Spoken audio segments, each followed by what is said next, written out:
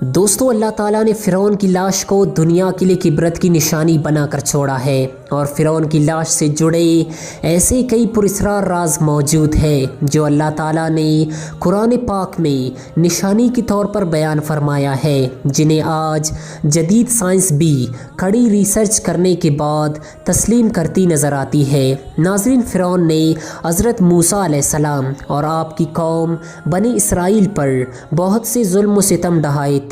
دراصل فرعون اس وقت کے بادشاہوں کا لقب ہوتا تھا، یعنی جو بھی بادشاہ بنتا تھا اسے فرعون کہا جاتا تھا۔ دوستو، فرعون کی ظلم و ستم کی وجہ سے اللہ تعالیٰ نے حضرت موسیٰ علیہ السلام کو بنی اسرائیل سمیت مصر چھوڑنے کا حکم دیا۔ چنانچہ جب حضرت موسیٰ علیہ السلام بنی اسرائیل کو ہمراہ لیے دریائے نیل پار کر رہے تھے تو فرعون بھی اپنی لشکر سمیت ان کا پیچھا کرتے ہوئے دریائے نیل میں اتر پڑا، مگر اللہ تعالیٰ نے بنی اسرائیل کو دریا پار کروانے کے بعد دریا کی پانی کو حکم دیا کہ فرعون اور اس کی لشکر کو اسی دریائے نیل میں غرق کر کے ہلاک کر دی جائے۔ ناظرین، اس سارے واقعے کو اللہ تعالیٰ نے قرآن پاک میں کچھ یوں بیان فرمایا ہے، اور ہم نے بنی اسرائیل کو دریا پار کرا دیا تو فرعون اور اس کے لشکروں نے سرکشی اور ظلم و زیادتی کے ساتھ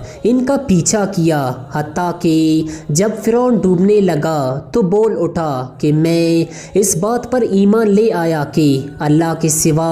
کوئی معبود نہیں۔ تو اس سے کہا گیا کہ تو ابھی ایمان لاتا ہے، حالانکہ تو اس سے پہلے ایک نافرمان اور فسادی تھا، اور آج ہم تیری لاش کو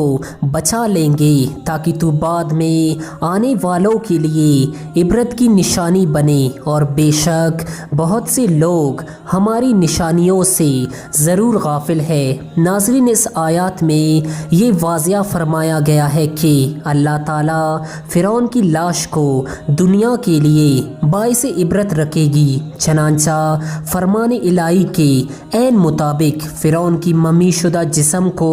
1898 میں دریائے نیل کے کنارے سے دریافت کیا گیا، جہاں سے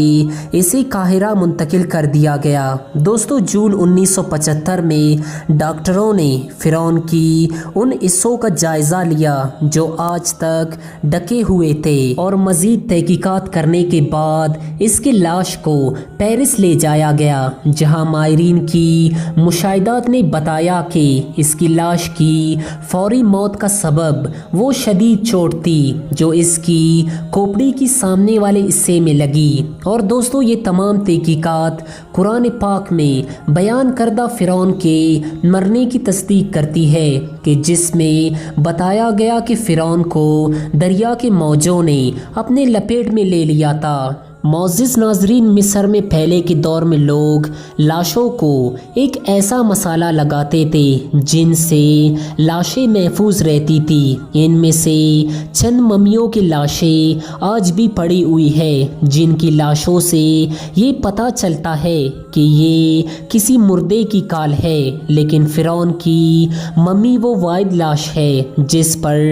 آج بھی گوشت تر و تازہ ہے۔ دوستو، کہا جاتا ہے کہ ہر سال 15 جون کو فرعون کی لاش پر چوہے چھوڑ دیے جاتے ہیں جو اس کے گوشت کھاتے ہیں۔ ناظرین، اللہ تعالیٰ نے فرعون کی لاش کو محفوظ رکھا تاکہ یہ قیامت تک آنے والوں کے لیے عبرت کی نشانی بنے، اور بے شک اللہ تعالیٰ کی لاٹھی بے آواز ہے۔